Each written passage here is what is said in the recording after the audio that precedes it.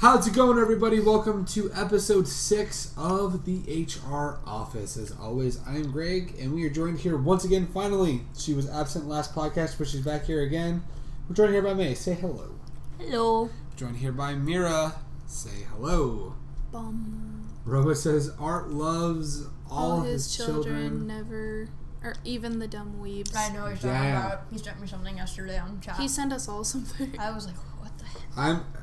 That thing was like wild, if you don't mind me saying. It's pretty insane. I just sent him the gif of Michael Jordan being like, Stop it. Get some help. Maybe you're right. I responded a little bit and then I stopped because I was playing 14. I couldn't really respond much. Right.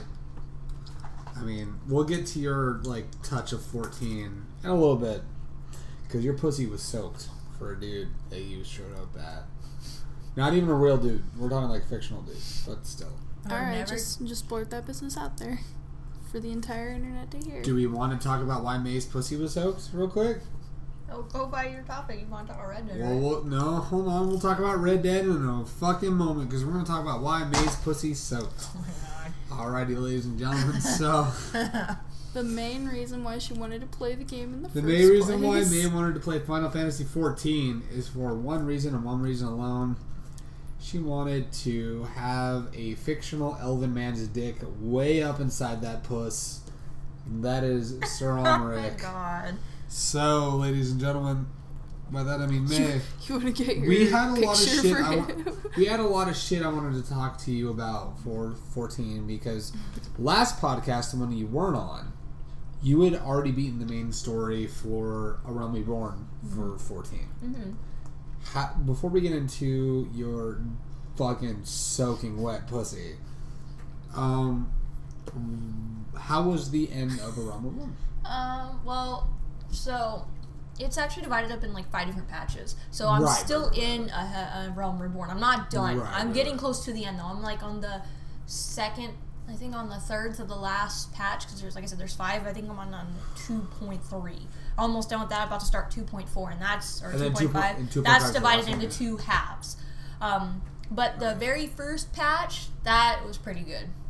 That way that ended, it ended pretty well, and then they, obviously, they made it to where there was going to be more, but this is back, when they didn't have the expansions. It was just this one patch for A Realm Reborn. It was hey, listen, this is the fucking game. Yeah, basically. For now, yeah. And then back then, 50 was the level cap, which is why, after you finish that patch... I see all those quests are level 50. All the quests are level 50, because that was the level cap. Same with Heaven's Ward. When you meet the main story of Heaven's Ward, there's a bunch of quests that are just level 60, because back then, that was the cap. And then Stormblood is 70. So they're going to do the same thing if they announce a new patch at this year's Final Fantasy 14 convention. Which that convention's coming up in a couple weeks, right?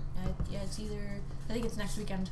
Damn. Yeah. Which Ken and Chrissy and Sui are going to that, right? Damn, they're going up to Vegas. Yeah, so they said usually every time when they have the convention, a new patch or a new expansion was always announced. So we're waiting to see what the new expansion is for 14 this time, because right now they're just adding patches and stuff like that and whatnot. So right. Mm-hmm. But no, it's pretty good. The story's pretty good. That's good. It seems like everything. Final Fantasy is shit, is what Robot said. It is shit. He also says Rob needs an adult. Rob needs an adult. Yeah, you're right. So the reason why I ask is because Mira and I are going to talk, which is why, if you saw me, motioning Mira a moment ago, we got a thing we're going to talk about. Mm-hmm. So Mira and I were out at a concert, and we'll get into that concert in a little bit, but, all of a sudden, you had messaged me saying that you had gotten to the reason why you had wanted to play Final Fantasy XIV in the first place. Yes. So tell us all about why your drenched fucking pussy is wet. Why her ovaries exploded. Why her ovaries exploded. Why we heard you all the way in Hollywood. Why that puss is ready for the fucking pounding by Sir Almeric. Fucking tell us, my dudes. So... It all started when 14 was out. I think someone had posted a picture or something, or a screenshot back when 14 was out, and I just saw this hot elf dude, and I'm like, wow, he's really hot. I was like, I like this dude a lot. Yeah. But that's the only thing I knew about him. I never had played the game, never dabbled in it or anything, because it was, you had to pay for it and stuff. But I just saw him and I'm like, man, this elf guy's really hot. And then, it just that's just, excuse me, I'm moving over here. Damn. It just kind of started from there, and then, you know, like, I think one time, like, I was telling Crystal, I was like, yeah, I really want to play 14, but not on the money, but there's this really hot elf guy, and I didn't know his name. She's like, who? And I'm like, oh, he's this guy with, like, black hair, and he's really pretty. She goes, oh, that's Sir Emmerich. And I'm like, oh, that's his name? She's like, yeah, he's this really hot elf guy in 14, and he takes a big, no, what's the word? He takes a big role in Heaven's Ward. And I'm like, oh, crap. I have to go play it now, and then I never played it. So that's why every time you see me on, I'm like trying to rush to get to Heaven's Ward because there's like a big part of the story. And spoiler alert, you got to Heaven's Ward. No, I'm still not. Okay. She got to him. She got to him though. I got to him in A Realm Reborn. Like I didn't know that he is actually in A Realm Reborn. Like a little bit. He's not bigger. He has a bigger role in Heaven's Ward. Like he actually takes part in the main plot.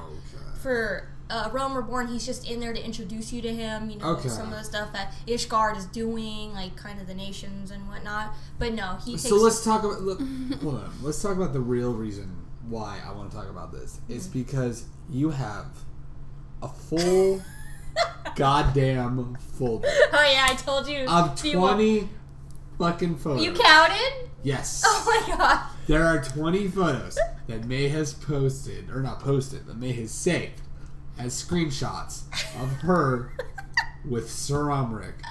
So she posted, so I'm going to give you guys the breakdown. So the first photo is them mentioning Sir Emmerich by name.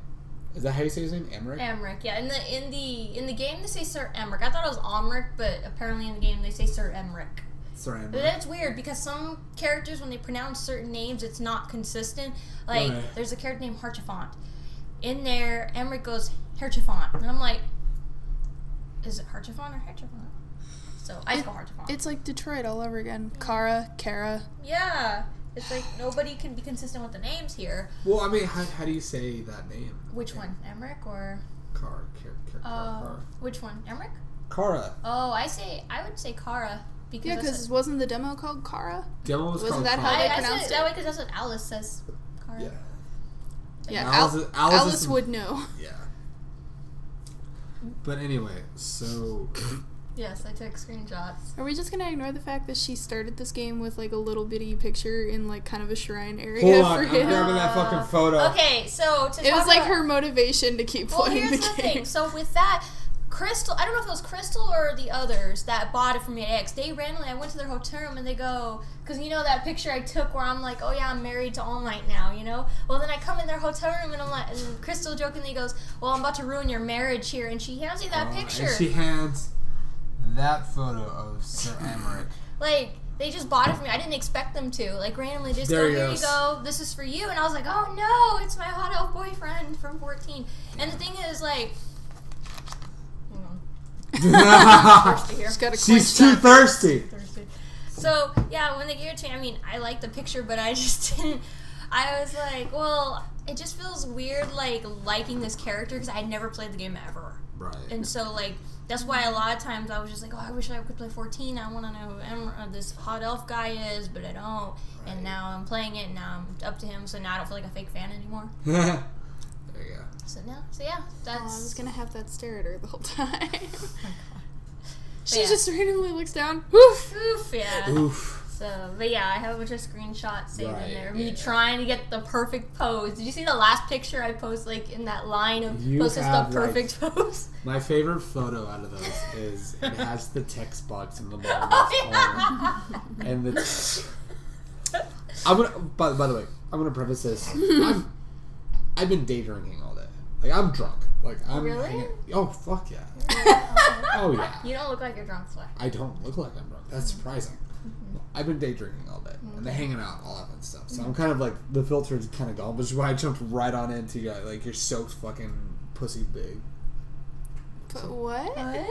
Hold on. Greg does the words good. I can guess the word's good. He went into the reason why your ovaries exploded. Exactly. I went into the reason why your pussy is like filled with fictional dick. That's why.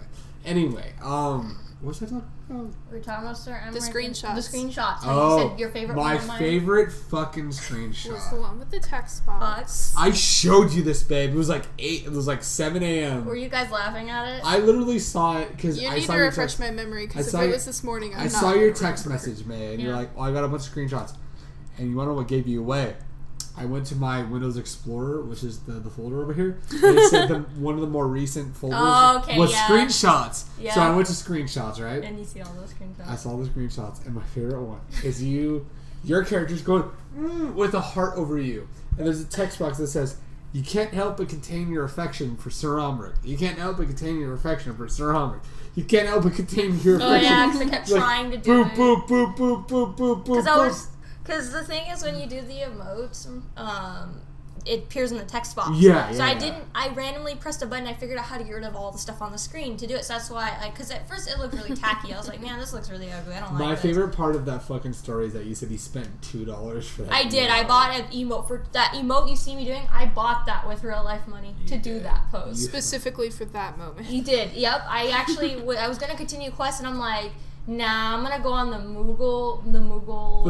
Mog Station, see if this emote is still $2. And when I saw it was $2, I'm like, okay, I don't really have the money for this, but fuck it, I'm gonna buy it. And I did. And then as soon as I got it, I ran back in the room he was in, and then I spent like a good 5 minutes doing that. You are a goddamn gem. And I fucking love you for that. That's so good. That's just dedication for her husband. It made me sad that we were gone at a concert, which we're about to transition Why? into. Because he wanted to see the... I wanted to be there when he first got to Swan. But it was good because when he got back to him last night, we got to hear you go, "Oh!" Yeah, because I didn't expect him to appear like in that part, like when I was going to do the quest. They didn't mention him, so I was like, oh, I'm gonna go to the quest, and then he showed up, and I'm like, oh, he's here. I just know we were at the show, and he showed me the text you sent. He's like, I just power walked real fast. Yeah. You're like, this bitch just power walked real fast. I posted all those pictures on like Facebook. I posted them on Twitter. It was funny because Courtney, she saw me post a picture on Instagram, and she was like, could you just put question mark? And I was like, oh, this is my husband. I'm from 14. Oh, Courtney, that? Oh, boy. Yeah, she's like, oh, okay. Because she didn't get it at first. She's like, what is this? And I'm like, this is my husband. I'm from 14. Why do I feel like Courtney's not going to play 14? She could. I mean, hot black-haired characters. I'm about to say, I feel like black-haired character. What? It's another black-haired character. I know that. Yeah. Like, as soon as I saw Emmerich and how much I'm like, dang, I got a thing for black-haired characters.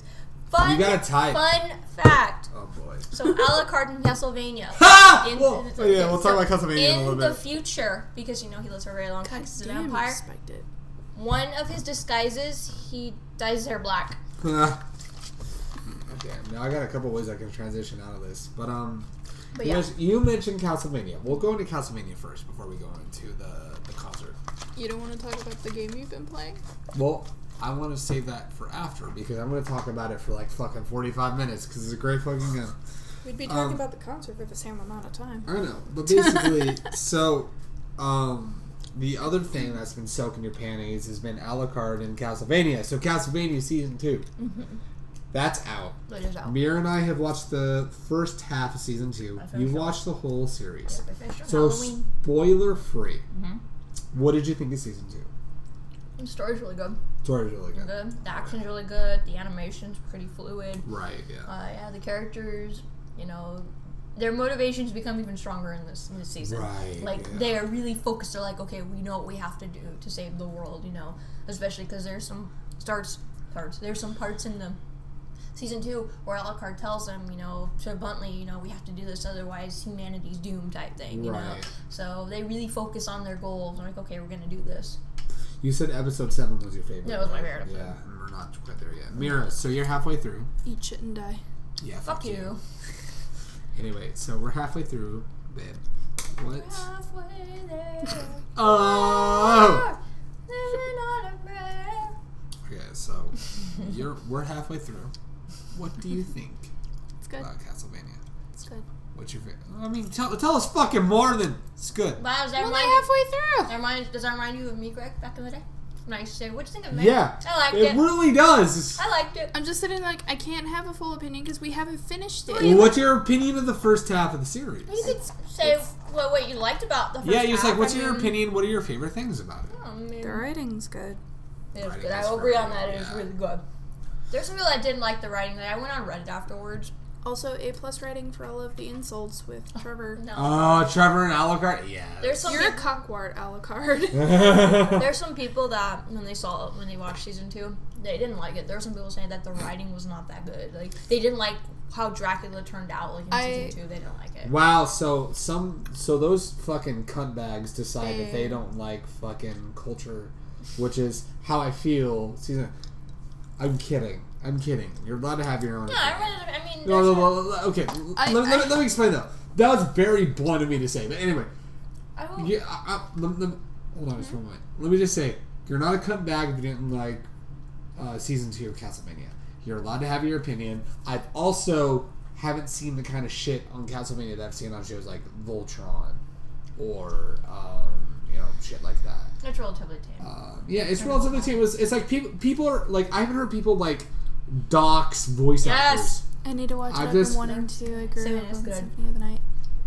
That's still... Romano, you never told me this. Romano said she's played Symphony of the Night, which honestly with Alucard, yeah, you'll like Castlevania. Especially, like, season 1, he's in there. He only appears in, like, the 1st and 4th episode. Very, like, little. But season 2 is where he really comes in and really is part of the act. Granted, like, episode 1, he's more of a silhouette. Yeah, it shows he's like, Dad, I'm going to stop you. And then episode 4. In all the glory. Yes. But I will say there's just some things in the series that threw me off. Like, I can't get over the fact that they made Isaac black because I'm not used to that. Because in Curse of Darkness, I'm not saying that, to insult anybody. In Curse of Darkness, he's white. And he's a redhead. I think that's and voiced by Liam O'Brien. I think that's primarily just because it's a European country. Yeah. They don't necessarily think black people live in European countries. I'll definitely say like the redheaded Irish kind of thing. Like you can get some similar sort of discrimination, but like the whole thing. And don't worry, no spoilers. And let me say this again real quick. Like I said earlier, like I know there are some people that don't like season 2. Mm-hmm. People don't like this Castlevania series. That's totally fine. I'm just being a shitlord. I didn't mean to say people were cuntbags for not liking season 2.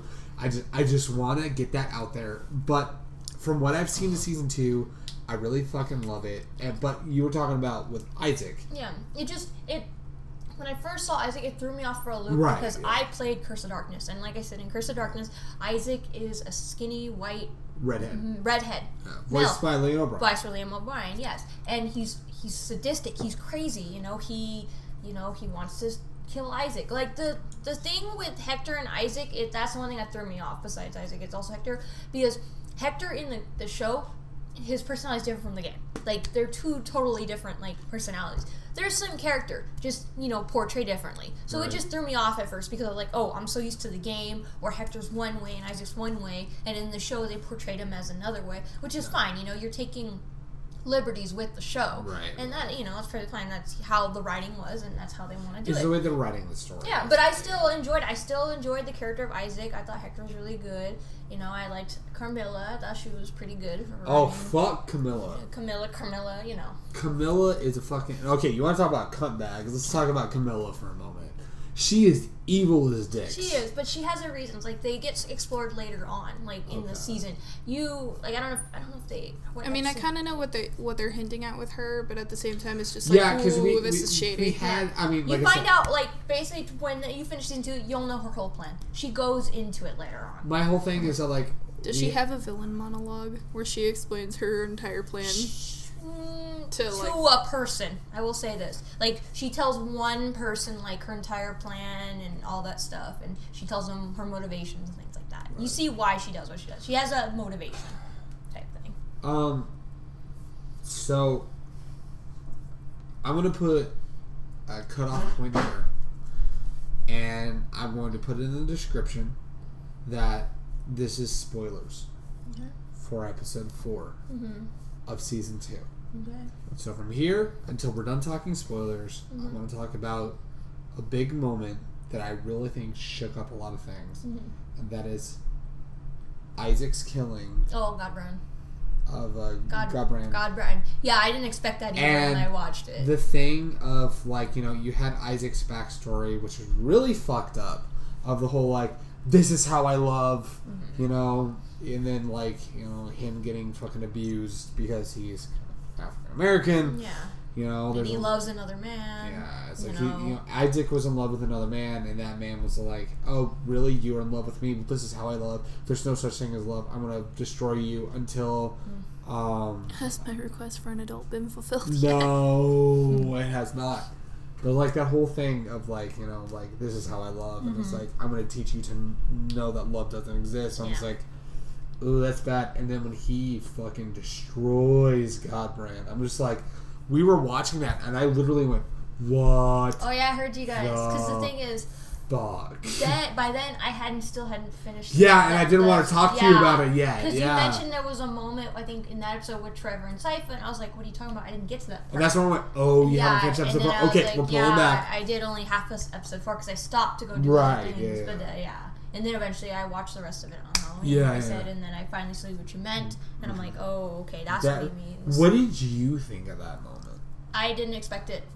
You're sitting there like, I thought it would be a confrontation, but that's it. But when he fucking strangles him and fucking kills him, I'm just like, holy fucking shit. But I kind of liked it because it shows that Isaac is just not all, you know, he has his motivations. He knows his path in life. He knows what he wants to do. To me, it really added. I mean, I know he's human, but he hates humans.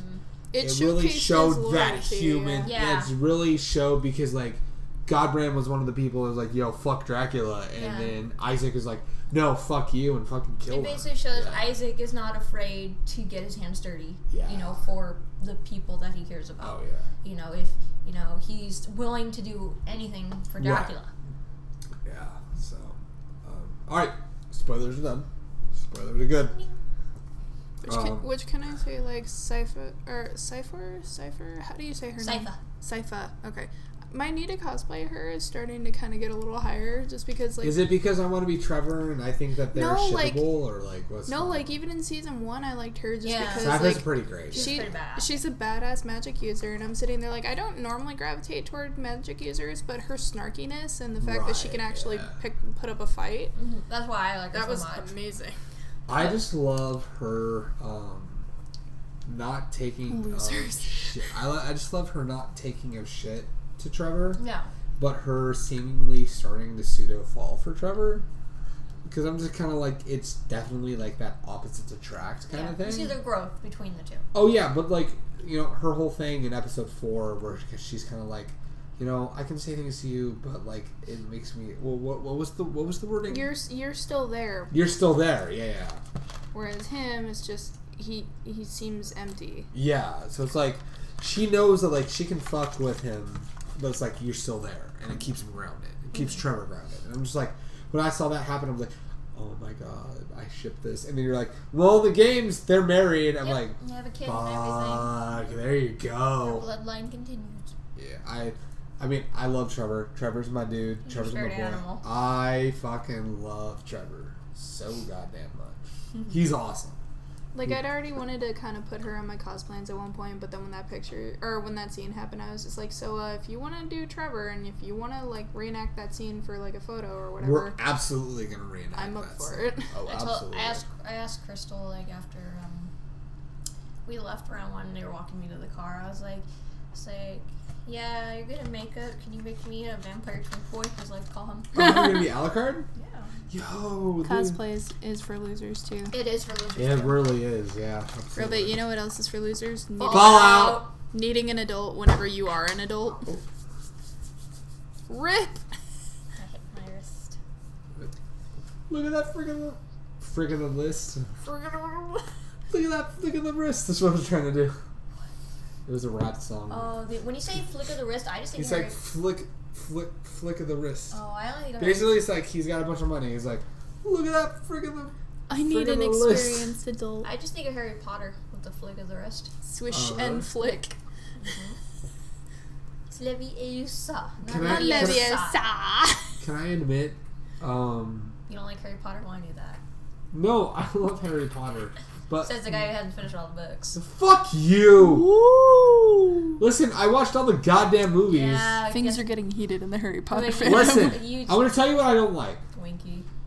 No, I'm not going to. That's a different. That's Okay, a different. what don't you like? So that animated series that had that Leviosa thing. Wasn't that an animated? The animated? What? What are you talking Wasn't about? Wasn't that animated? No, that was in the movie. That wasn't the movie. That was in the very first movie. Remember Hermione? Yeah, but there was an animated video on YouTube like years ago. There was. Yes. I don't know what you're talking And about. I hate it because they like it was a bunch of like random dudes on YouTube redoing that scene, and I was like, that's dumb. No, I've never heard of this. I've never have either. Yeah. I've never liked that animated video. I also fucking hate Potter Puppet Pals. Oh, I love Potter Puppet. What the fuck is Greg talking about? about? Yeah, I ever since I met you, I know you didn't like Potter Puppet Pals. Potter I did. Puppet I Pals was the funny. biggest waste of time, and I fucking hated it. Well, guess what? For you, it was a waste of time, but for people like me that actually liked it, it wasn't a waste of time. It entertained me. Exactly. It entertained me, too. I liked it. Potter Puppet... I can't read. Potter Puppet Pals is great. I thought it was fucking funny. hated it. Why? It was, Okay, I gotta know. Why did you hate it? Neil is a genius. how do I say this? Maybe it was just a factor of the time that I found it. Mm-hmm. But my biggest reason why I fucking hated it was so many people loved it. Mm-hmm. So many people say it was the best thing on YouTube. And I watched it, and I maybe got a couple chuckles, but I'm like, why do people fucking like this? Because it's it's a little creative thing. I mean, it's not the greatest thing. I am a fucking negative Nancy. I'll definitely say that. It's honestly, it's not the greatest thing on YouTube. I mean, there's way other things, but at the time it was good. Usually I'm just like, hey, have you seen this on YouTube? No. Oh, it's funny. I never say it's the greatest thing ever. Yeah. I just say it's funny. It's not your guys' fault. It's just I had a lot of people in high school. But that's the thing also, Greg, a lot of people, when they hype something up, I know, I'm the same way. It's like, I don't know. That's why it took me forever to watch My Hero Academia, because everybody kept hyping up so much, like, this show is so good. Totally this is great. Deku's the best character, blah, blah, blah. And I was just like, when people say it, I'm just like, I don't really want to watch this. This looks really dumb. I'll admit, when I saw it, I'm like, this looks really dumb. But then you saw fucking All Might and his shirt fall off in the movie. That was later on, though. That wasn't and your pussy No, but it just went amplified. Yeah, it did. It did amplify in the movie. I was like, ooh. There was a splash zone in the row that we were in. Oh, that's so nasty, I was guys. like splashed in weird random juices. Ew. No, the best part about when we went to the My Hero Academia movie was that woman at the end was like, "Yo, All Might plus Soldier, he's so great." Oh yeah, I'm just girl's like, really hyped. I was like, "Yo, she hot for all." She's like, "All Might's so hot, he's so great." I was like, "Damn, that's me." He is so hot. He's great. Yes, that is me. Hello, I'm All Might. Oh yeah, I was like, woo! I And need that part, another I was like, adult. woo! I was tugging on my wig at that moment. I was like, woo. That's very true. That's very true. So The movie was good though. I forgot another thing to put on the list, so I'm gonna talk about it right now. So Halloween recently happened. Mm-hmm. We all went and hung out on Halloween, and we went to round one, and we did karaoke. We had a good time. So, Mira, Oh no. what'd you think of all the fun that we had during Halloween, and what did you think of karaoke? It was fun. And how bad did I butcher all those songs that I sang? It was fun. I'm just glad I didn't have to work overtime. Same. I would have cried. Same. May, how'd you enjoy the fucking karaoke, and how badly did I make you cringe? It did make me cringe. It was fun. I really wanted to play games, but we ran out of time, so I was sad about that. But otherwise, it was fun. I enjoyed it. I scared the shit out of you because I did faint from Linkin Park. Yeah, because you got into it, and I was like, whoa! I wasn't screamed because I wasn't paying attention. I was on my phone at that time, so when It you was, screamed, I was like, it was the I won't be ignored part and faint. Yeah. And basically, mostly every Linkin Park, pretty much all Linkin Park song you did, you got into it no matter what. And then that's when it made me jump sometimes because you would scream it and I didn't expect it. And then I was like, oh shit! And I look over and I'm like, oh. I saw you singing to Numb though. Oh, because I know that song. I know some Linkin Park songs. I know. I'm just saying. Okay. I'm not giving you shit. I'm just saying I saw you singing to Numb. Okay. Which Numb doesn't have really any screaming. It's just singing. Yeah, no. Yeah. Well, I'm not saying there's screaming. I'm just saying, like, for most of nearly It's all of them, familiar to her. even though they weren't screaming, you still went, ah! Like, that's That's my impersonation of you, by the way, when you sing. Like Somewhere I Belong. Yeah. Oh, Somewhere I Belong was so You had like the one particular line you screamed. Yeah, and I was like, oh, because I didn't expect you to. Which line did I scream? It was right into the last time they sang the chorus when it said, I want to heal. You screamed that line. Oh, the I want to heal. Yeah, that. I didn't expect you screamed it. that line, and then the rest was singing. Yeah. I'm not going to, don't worry. I'm not going to scream it. It's all good. Yeah, not a problem. No, yeah, so, not in here. I already know that I scared the shit out of you during Faint with the I won't be ignored part. Because I'm super self-conscious about the scream. How did that scream go for you, babe? It's just, it was really loud, and it was, like, the audio itself was just really loud, and it was kind of hurting my ears. So I just had to kind of plug one ear. Right. But that was if you had to, you could have stepped out. Yeah, but it's I not don't too wanna, loud. Yeah, but I don't want to leave just for that. I'm just but you know, sometimes things will hurt your ears. I mean, if you step out, it's understandable. I mean, sometimes it gets really loud. Like, for me, it's really loud. The only time it really hurt was when the microphones kept doing the feedback. Screeching, yeah. Was like after you left, I think they really got into that feedback really bad, and we were just like, shit. Yeah. That hurt. Yeah. Did you sing at all? No. She did. Oh wow, you did! I missed that. Yes. Because I was sitting there like I don't even remember. God, you sang what, 3 songs? I think. Yeah, I know you sang My Chemical Romance. Which one? You sang I'm Not Okay, I Promise. What's that one? I'm not okay. You've probably heard it if we played it for you. Okay. And copyright strike. Yeah, right? Copyright strike. No. I don't. That one doesn't sound familiar. If we play it for you, you might. Well, I'm gonna play it. Well, I'll be like, the first verse starts was it? Oh God, what's the actual wording? Was it? But if you wanted honesty, that's all I had to say, right? Well, if you wanted honesty. Oh yeah. Well, if you wanted honesty, that's all you had to say. We'll just show it to her later. Never meant to let you down. Better off this way. We'll show it to her later. Yeah. She sang that. She sang a Shinedown song. What's that?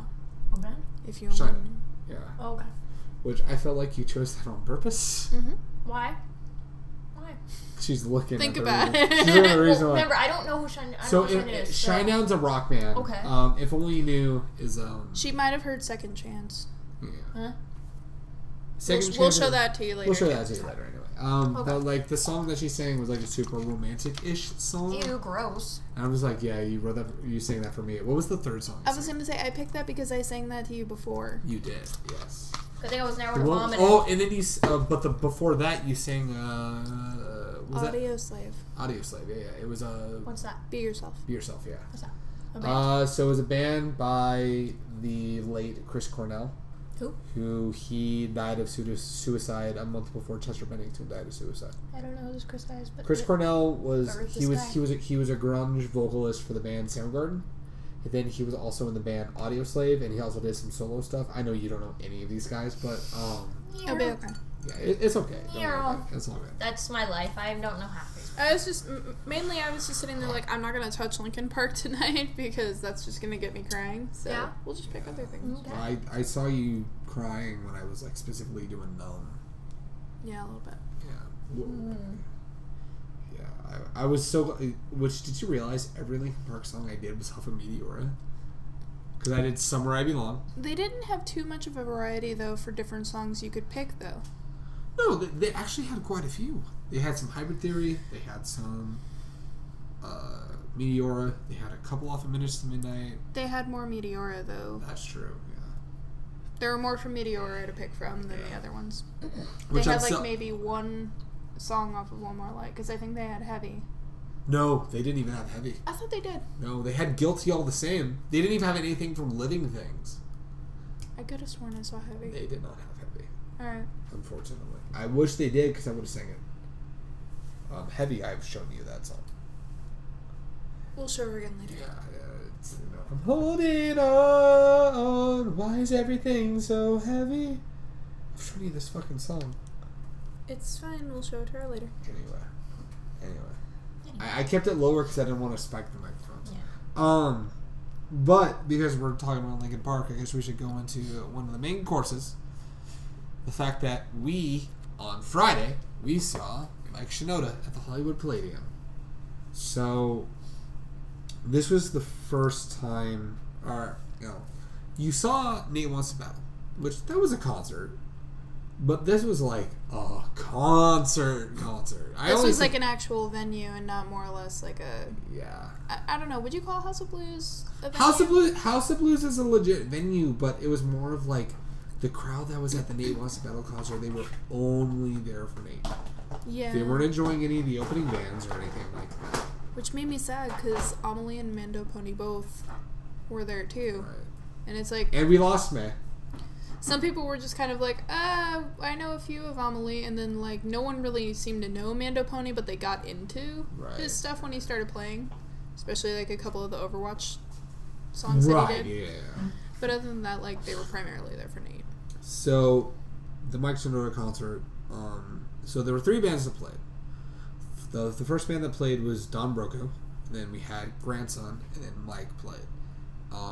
So before the band started and stuff like that, we got into the venue and you were kind of like awe-inspired in a sense because you're like, this is a pretty venue. It is. It really is. Yeah, the Hollywood Palladium is it's an iconic venue. It's a fun venue to be at, and it's not the first time that anyone related to Linkin Park has played at that venue. Like a few years prior, they played. I think. From what I was seeing on YouTube 2 years ago, they were there. Yeah, that is very true. I think it was around that, yeah. But yeah, so they've played there before. They've played there plenty of times before. They've also played at the Novo, which is in LA Live. They played there, I think, LPLive.net's going to school me on this. I want to say it was during the Living Things tour cycle. That they played at the Novo, which was formerly the Nokia Theater. I've been there once. I saw I Prevail there, and that was a great show. I also got to see We Came as Romans before Kyle passed away, so that was pretty wild. But we went there. You admired the venue, all that fun stuff. So I'm just gonna ask in general, what did you think about the concert as a whole? It was a lot of fun. I just wish that I could see most of it. I wish they had like a screen set up to where like, if you couldn't really see that well, you could look at the screen. Because like there were so many tall people in the crowd, and I'm just... Welcome to my struggle at concerts. Yeah. It's my struggle with anything. Oh yeah, absolutely. I fucking loved it. It was a great fucking show. I loved it a lot, and I posted a lot of my stories, and I had some videos aside from the Instagram stories that I got to do. So the first band we saw was Don Broco. What did you think of Don Broco? I couldn't really tell what all was really being said, but just because I think their audio was like super fucking loud. Yeah. But I mean, they got into it. Dude, I'm so used to hearing opening bands like suck a lot. I have this whole idea of you always go to the show at the beginning of the show because you never know. You might see an opening band and you might fall in love with them, and that has happened so many times for me. That's how I fell in love with the Memphis May Fire. That's how I found out about a band called The Color Morale. That's how I found out about a band called A Bullet for Pretty Boy. That's how I found out about one of my favorite shows I ever went to. It was Trivium, Coheed and Cambria, and Slipknot. And all 3 of those bands were fucking awesome. When I went to Korn's Family Values tour ages ago, that's where I got to see bands like Flyleaf and Hell Yeah and Five Finger Death Punch when they were actually good. Because fuck Five Finger Fuck Punch now because they're all a bunch of fucking fuckheads, and especially Ivan Moody, more like Ivan Moody ass fucking shitty singer because I fucking hate Ivan Moody, their vocalist, and Five Finger Death Punch can go fuck themselves. I do not like them anymore. But anyway, I saw them when they were good, basically. It was like right around the time their first record came out. I'm like, oh hey, they're good. And their second record came out. I'm like, oh, they're still good. And then after that, I'm like, man, fuck these cutbacks. Like they're bad. They're really bad. Dare I say, they're on the level of Nickelback shitty. They're the metal Nickelback at this point, and they're really fucking bad. Which is sad because bands like Limp Bizkit still exist.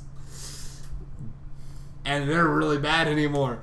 But it's not the instrumentation. It's just Fred Durst is a fucking asshole. And nobody should look up to him at all. But anyway, where the fuck was I at this point? Opening.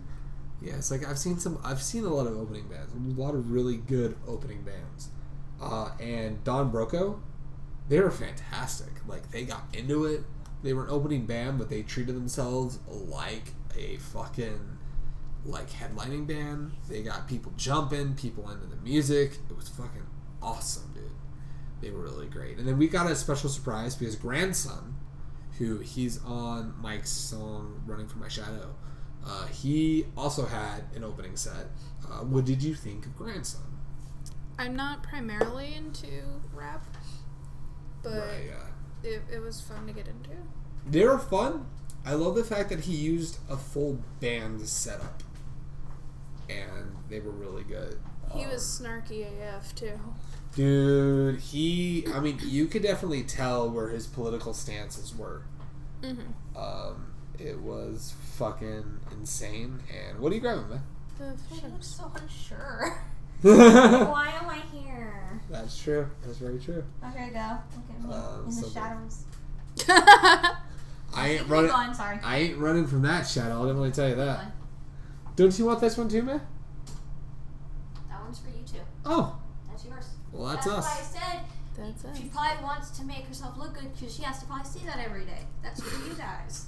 Well, I mean, but anyway, so yeah, I really liked Grandson. The way he incorporated a rock band into his electronic music was great. And then we got to Mike. So obviously Mike was fantastic. What were your favorite parts about Mike's set? Honestly, just everything, just because that whole set was just a lot of fun to hear. Mm-hmm. I mean, what were some of your highlights from the set?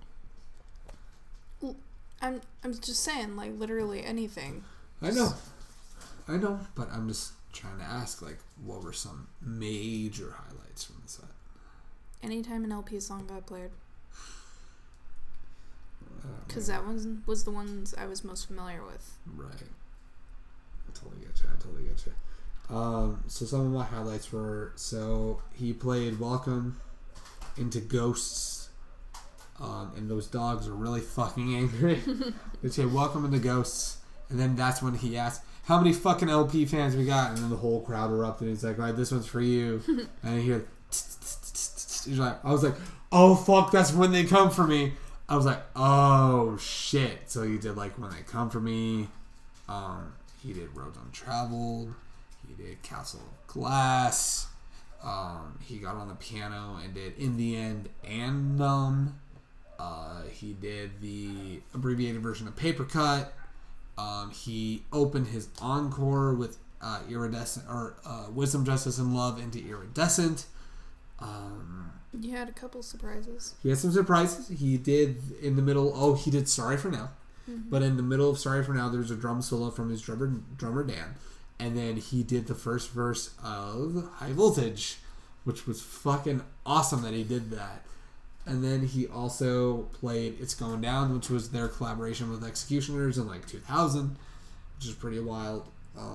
He played the full version of that, too. He did. He played the full song, which I don't think they've done.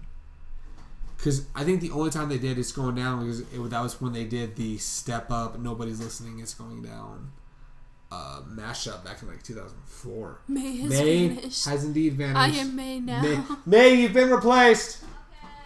Okay. Where the fuck did you go? In the room, I'm letting you guys talk. Chill. Okay. Otherwise, I'm gonna sit there. Alrighty. Look like a bump on the lock. I mean, you're just fun, but anyway.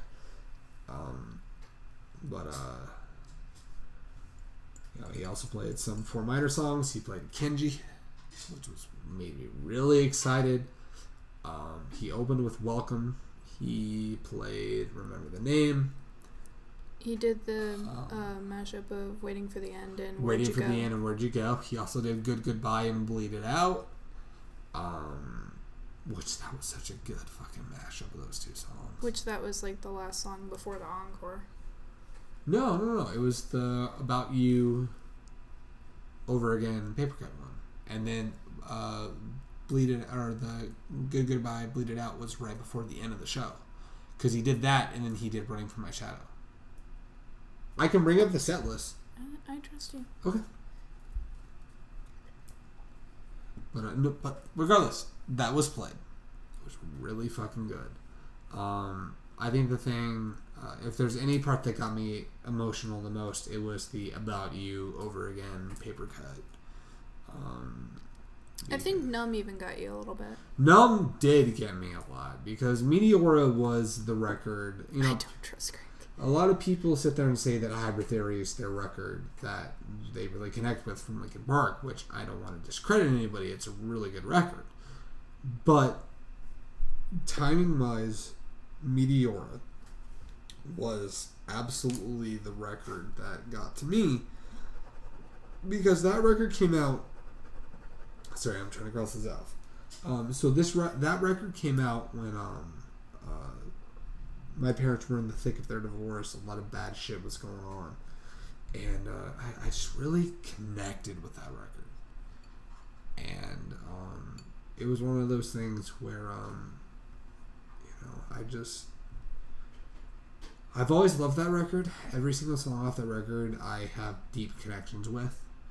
And I sang Numb during karaoke for Halloween, and that was already emotional enough, but then hearing Mike play it live really got to me. That got to me. Then About You Over Again, and do you know Mike Shinoda did the intro for Cure for the Itch?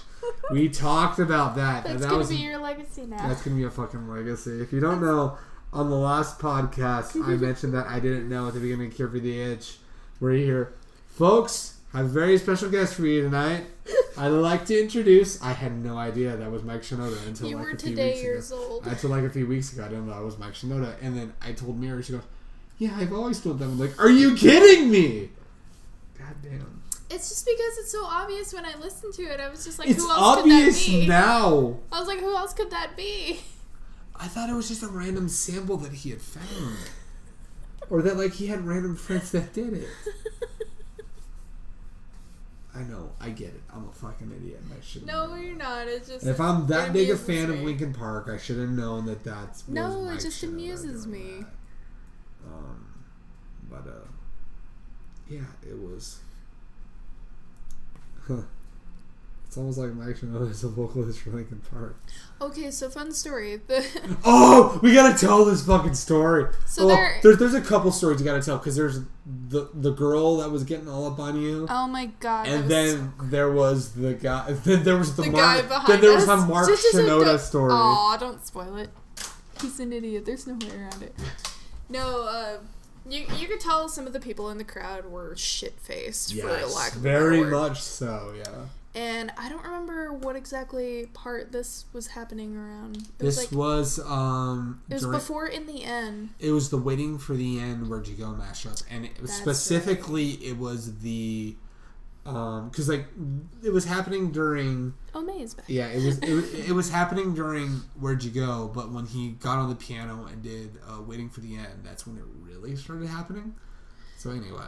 Yeah, so Greg and I had moved to a different spot in the back because we were trying to get a better view of the stage. Yes. And we found this group of people that were super enthusiastic getting into the songs and everything. And then this one particular girl was really drunk.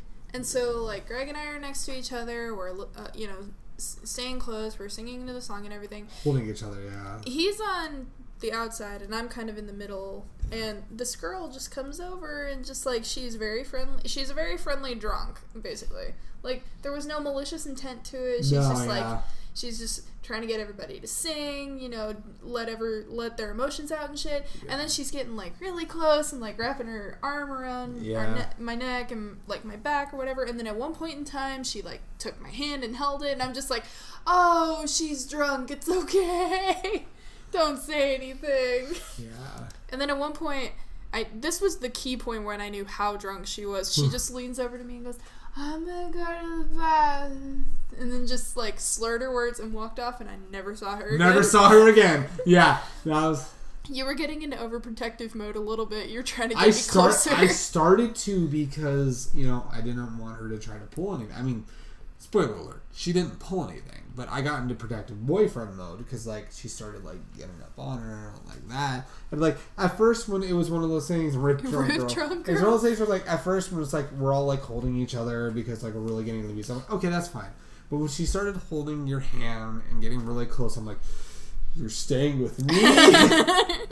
And then at some point, there was someone behind us. This is the best story ever. There was a dude behind us, and I don't remember what song this was for. I think, was this after Wisdom, Justice, and Love happened? So there was the encore break. So they finished About You, Over Again, Paper Cut. They all walk off stage. Everyone's chanting one more song. Then he comes on.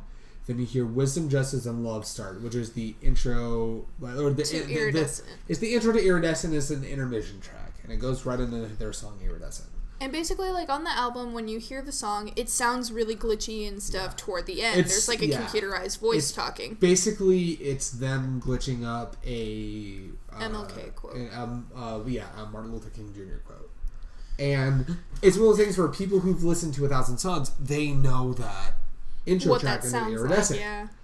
But anyway, there was this one guy. So there was this guy in particular, when Wisdom and Justice and Love ended, he goes... What the fuck was that? I was just sitting there like, we found the one guy that's never heard this album. And then Iridescent starts. He's like, we love you, Mike Shinoda. That's his name, right? Mike Shinoda? That's his name, right? I'm just like, oh my god, it's only on your ticket. It's only on all of the merch. It's only on all of the posters around the place that's at.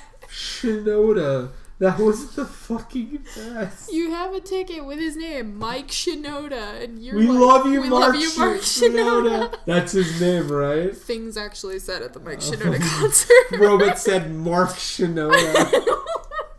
I had to, like, keep my laughter in, and I was just like, god. It was one of those things where, like, I heard it, and I legitimately went like, this can't be real.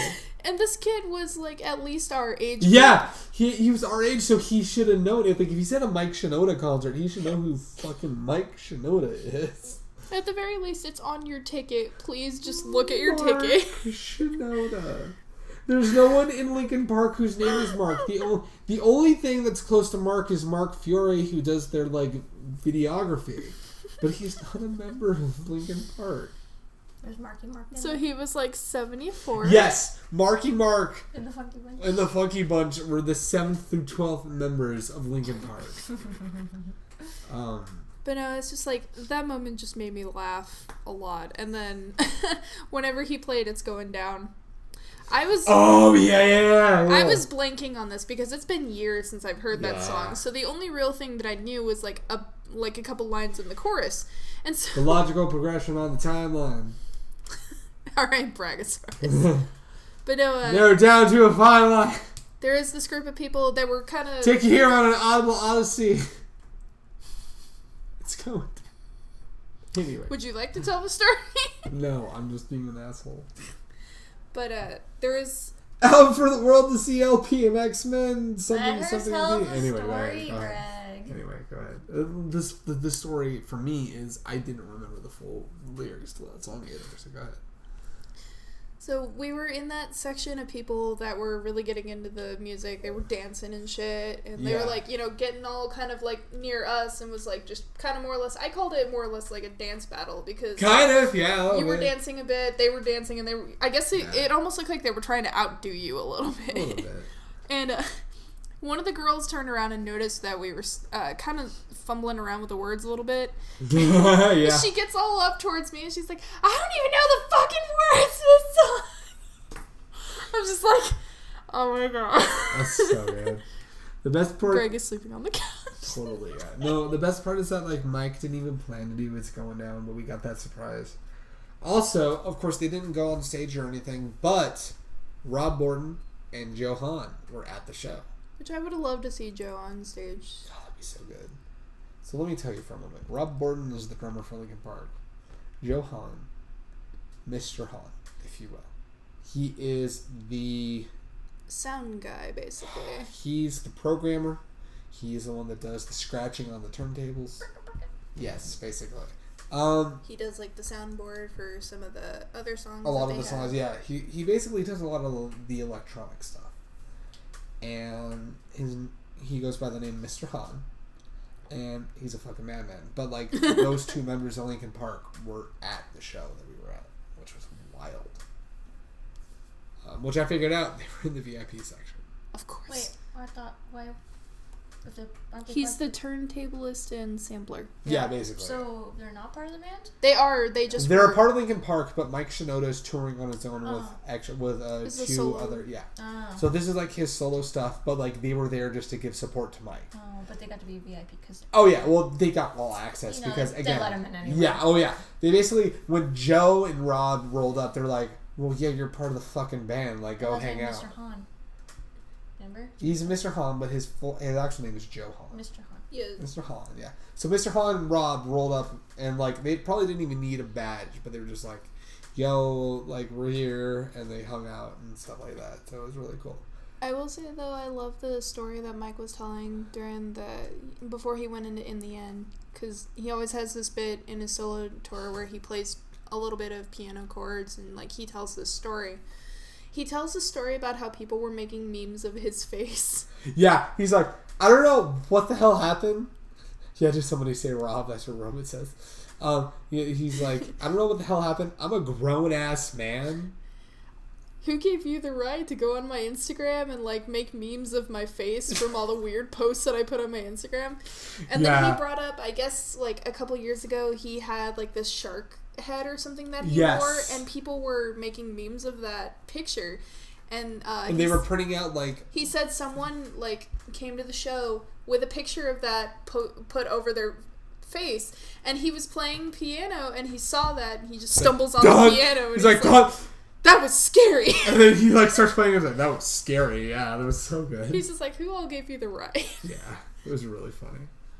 But then that's when he got into like, he gives him, makes some fucking noise one time for Chester Bennington. I'm just like, damn. Well, first he was like, if anyone, because we're all here, because he made a remark of, it just occurred to me because someone told him that it's been a little over a year since the memorial show. Yeah.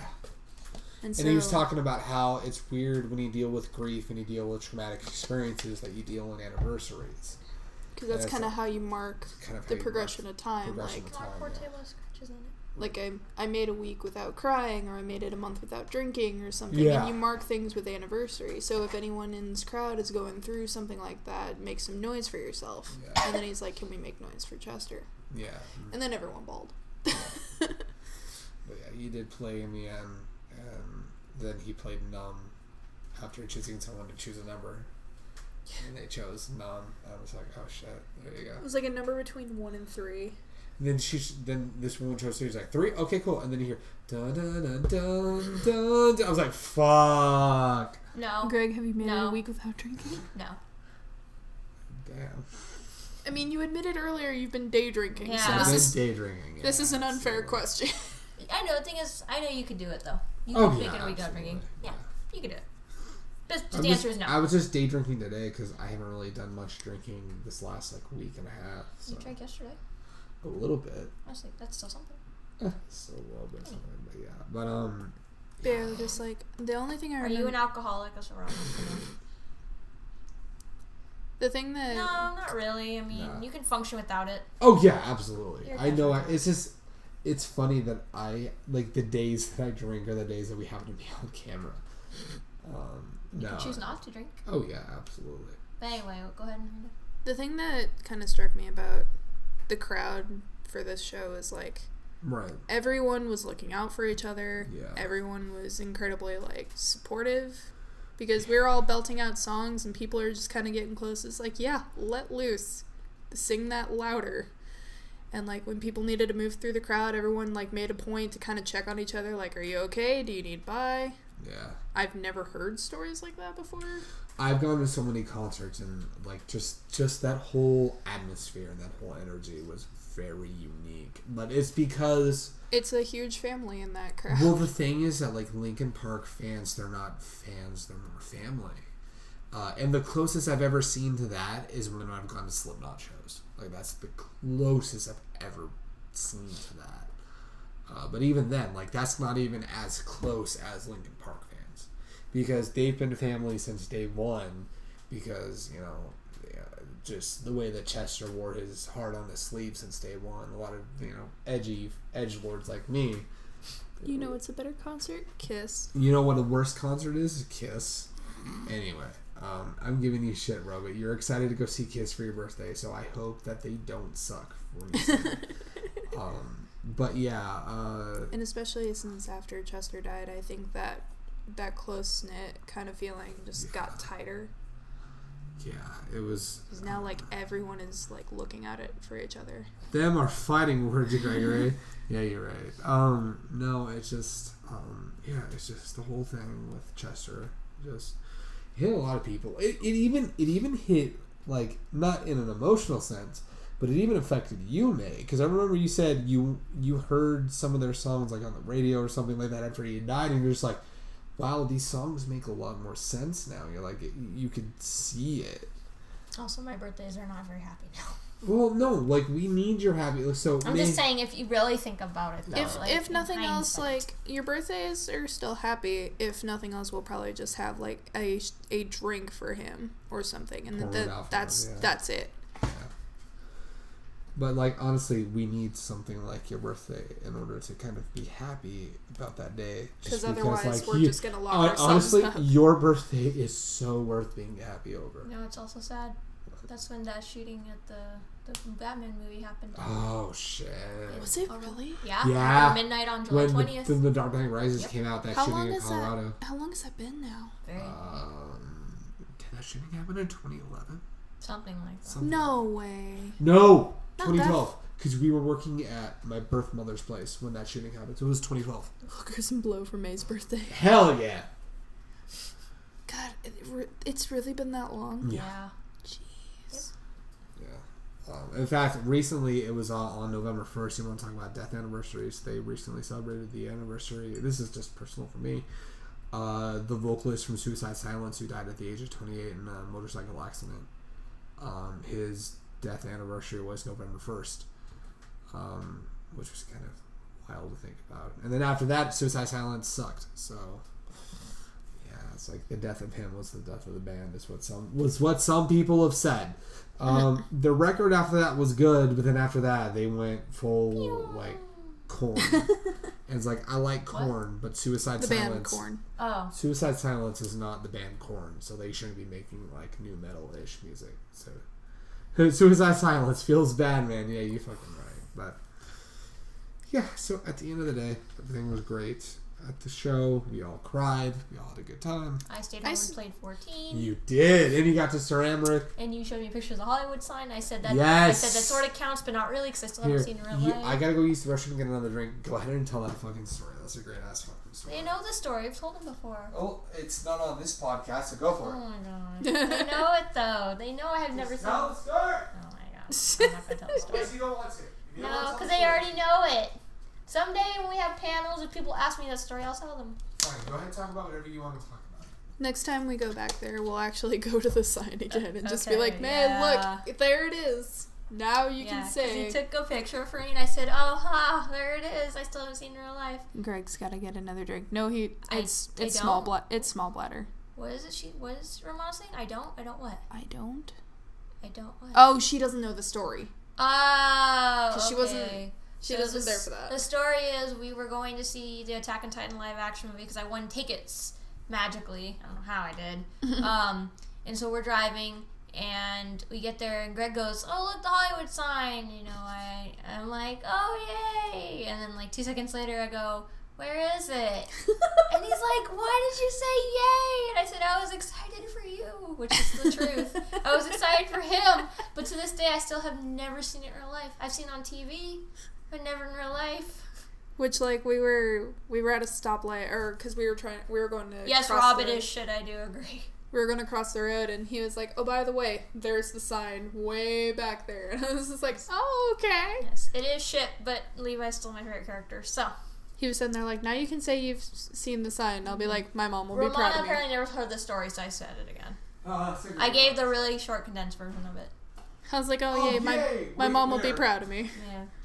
Oh, yay. Wait, where? Where? And I said, I was saying excited, yay, because I'm excited for you. And then Rob goes to Takatine and shit, and I said, yeah, I know it is, but Levi's still my favorite character. Is it because of Matthew Mercer, or is it just because it's Levi? Both. You liked Levi before Matthew Mercer. Actually, no, I didn't like Levi before. Ooh. I actually didn't. I thought he was the worst character in Attack on Titan. My favorite character was Eren, actually. Ooh. I liked Eren. It wasn't until... But then you found out Bryce Pattenberg voice and you're like, oh, he's garbage. Well, no, it wasn't until Reika cosplayed Levi and then Matthew Mercer got the role of Levi that I actually liked Levi. Like, a lot of Levi. But before, it was Reika that really got me. Okay, Rob, you know what? We're gonna fight in the parking lot now. Oh, he said Matthew Mercer. He said Matthew Mercer is shit too. Woo! That's fighting words. Nuh-uh, that's some fighting words. This is a we love Matthew Mercer household. This is a Matthew Mercer positive household. There ain't no talking shit about Matthew Mercer in here. Hell no. What's your no. Romana goes, Matthew Mercer, my voice actor love, and then Rob goes, I'll fight you. Okay, Rob, meet me in the parking lot. We're gonna fight. We're gonna duke it out now. So, what's the best role Matthew Mercer's ever done? The best role he's ever done. Can it be a tie between two characters? Sure, of course. Okay, I gotta say Leon. Mm-hmm. Or Leon from Resident Evil. Oh, yes. There you go. I just want to express I don't know. You were getting. It's either Leon. It's Leon for sure. Or either Levi or Crom. One of those. Ooh. Because I just liked all those. I'm behind you. Which parking lot? The parking lot near my house. Leon! Yes! Ooh. Okay, I got a story about that. So there you go. This is a great fucking story. So before Matthew Mercer got the role of Leon, a guy named Paul Mercier, something like that, had the role of Leon, and I really liked it. That was my first introduction to Leon, was 4, and I loved it. Right. Well, when 6 came out, and me too.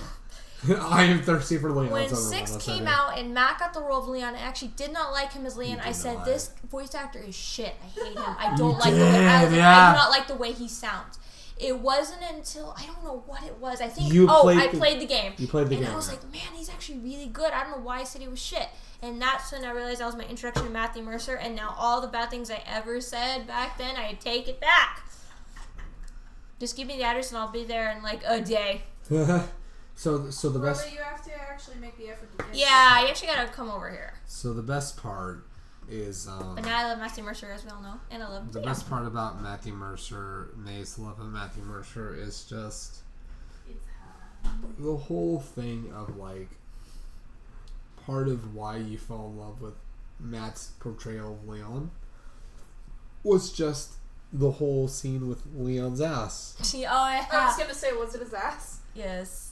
Yeah, that scene where Romana will agree. Yeah, that was like when he was wet and you saw his ass. Oh yeah, I remember when I first played 6. I accidentally slipped in a hole in the graveyard, and it's raining in that scene. So he's all drenched, and I'm like, ooh, this is a good scene. And then there's a scene where you have to crouch down, you have to crawl through. It zooms right in his ass. And I'm like, man, this is the best game ever on the PS3. And then I rebought it for the PS4, and I got to that scene again, and I'm like, man, this is the best game on the PS4. So would you argue that Matthew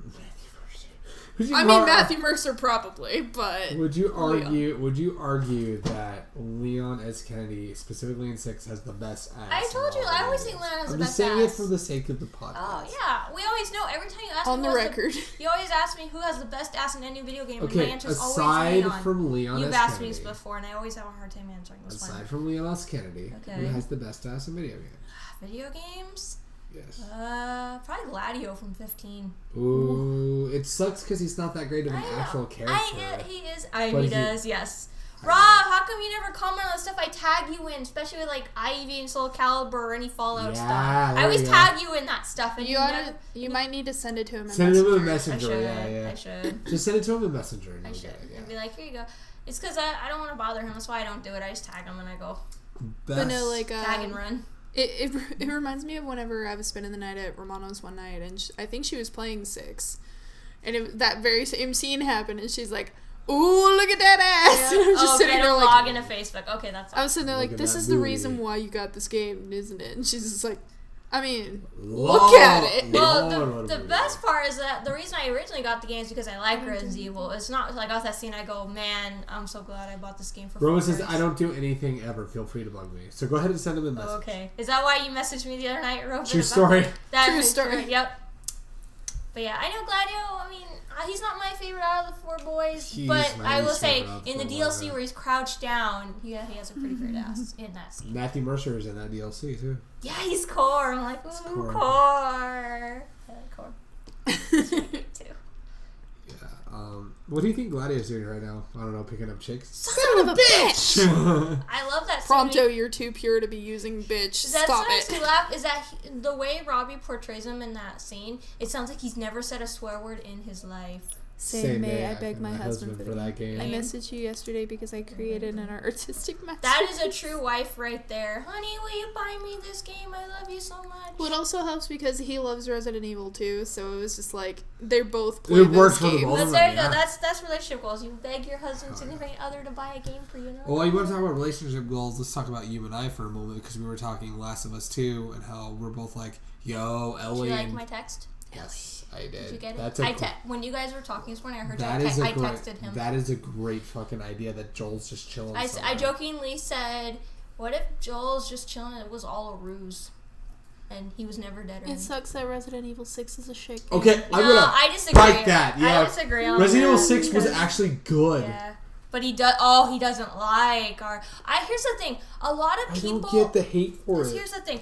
A lot of people actually didn't like 6. When that game came out, it got a lot of reviews saying people didn't like it because it was too actiony. It wasn't scary. Hence why they went back to the way they did in 7. Which I mean, I can understand it, but at the same time, it's like, it still doesn't mean it's a bad game. Yeah. So the weird part for me is that, like, 5 is absolutely the worst game in the series. I still like it. It's cheesy. But it's so bad it's good. That's why I enjoy 5. Yeah. And also, I can only play it co-op. I cannot play it with an AI player because Sheba as AI is so I don't suck as a partner either, okay? No, listen. George gave you shit. Yeah, because you know why? But remember when we played it, we were having a good time. We were doing good. Here's why. Here we go. Here's why George is a fuck up. Here we go. Fuck him, seriously. There's a scene in there where we were walking and he goes, okay, just stay back. Okay, there's nothing here. There's nothing gonna come. And I go, okay, nothing's gonna come. So I stayed back. What came out? Liquors. I tried to shoot him. It didn't work. He died. Leon's Canada, Chris shit, whatever the bald punch man was boring and forgettable. Who was that? Ada's? Ada's was great because skin tight. Yeah. Poor George. What do you mean by poor George? Fuck George. Leon's campus met Chris. Who did you play? Leon, Chris, and Ada. And then there was whatever the bald punching man was boring and free. I always think of One Punch Man. Troy Baker's character. Oh, Jake. I like Jake.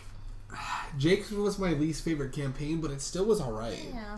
Yeah, it was. I totally see both sides of it. Having been raised with RE from the start of the series, I can see the criticism. So my big thing, real quick, is like I have had the criticism for 6 explained to me in detail. Mm-hmm. I still don't get why people hate the series. Specifically because of the fact that people had this ironic love of 5, mm-hmm. but 6, at least for Leon's campaign, went back to its roots. Yeah, I did not fucking get the criticism. I really did not. I see it as, I don't think they like the fact that you had to play as like 3 different characters. Like you had to switch off or whatnot. I don't know. I just know a lot of people didn't like 6. When 7 came out, everyone loved it. It's the same thing with Evil Within 1. I like the first I've heard people, the first Some one was great, but there were quite a few people that did not like the Evil Within 1 because it was not scary enough. It creeped me the fuck out. Yeah, it was creepy. Like, I love that game. And then the Evil Within 2 happened, and you still have yet to play it because I want to play it. I hear it is fucking terrifying. That's why it's hard for me to put it in until I get started because the first one was so good and I loved it, and that one didn't really scare me. As a hipster, I take credit for it. But you know me, I get scared so easily. That's why when they said 2 is even more scary, I'm like, oh no. Yeah. But yeah, I've seen clips of some of the monsters in 2, and I'm just like, oh god, that's nightmare. Been like the whole. Yeah, I will say after 5 that was kind of weak because all of a sudden he just died. All this time Wesker stayed alive, and then in 5 he just kicked the bucket in the lava. Can I say it was campy that Wesker was alive that long? Yeah, I mean it was really campy. I still think it threw me off the fact that they said Wesker even had a son because I know in all 3 of the games that's they so never weird. said he got with anybody and had sex with her. There was never set up. It was never said that set up that he got with a woman and had sex with her and she got pregnant. They never said that. I never got that. I was like, where did you guys pull this from?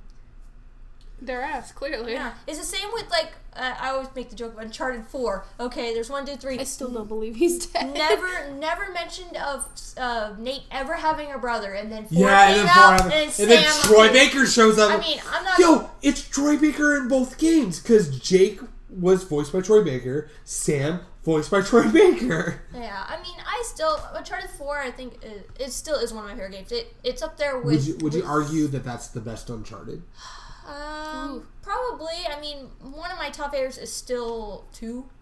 Or it was 3. It was 3. 3, yeah. 3 I still really I remember like. you said 2 was underwhelming. I want Donuts 2. Right. Yeah, 2, I mean, I liked it. The story to me wasn't that good, but Which, can I say, my dad, I mean, he wasn't making fun of anything. He straight up, when I told him that you thought 2 wasn't that great, he straight up said, what the fuck is wrong with her? 2 was the best. And I was like, she just thought it was overrated, and he stopped and he went... Okay, I can understand that logic. Because when I played all 3 of those games, remember I borrowed them from your dad. Ooh. 3 was my all-time favorite one. Spoiler alert: I have not played an Uncharted game. You know, neither have I. You guys, I mean, if you guys like action, I will say though, the games they have a lot of quick time events. Though I will. Oh God! That's fine. Yeah. Well, remember she doesn't do well with those. So well, just get good. I panic. Just get good then. But here's the thing, though: you won't like. The thing is, like, you won't, like, it won't have everlasting consequences. If you die, you just start over again. Right, that's why Until Dawn was so stressful for me, because all the quick time events, if I got one thing wrong, that was it. I'm just like, fuck. Yeah.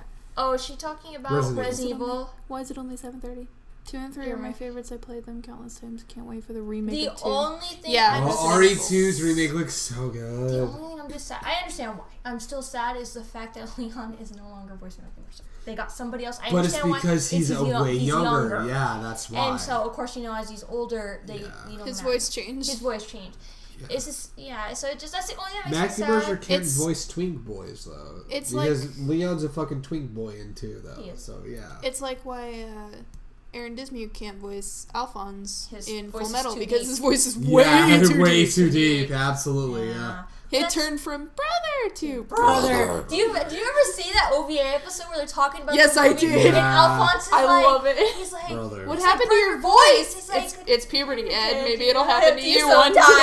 That made me laugh because that was the greatest call out to Aaron hitting puberty after. That one made me laugh. Yeah, because I know Mike McFarlane was talking about it, I guess in a commentary for something, and he's like, yeah, it's like that time whenever we were doing the OVA for Full Metal, and we got Aaron right as his voice started to change. Yeah, so he was still able to kind of do a younger Al, but it wasn't completely gone yet. Yeah.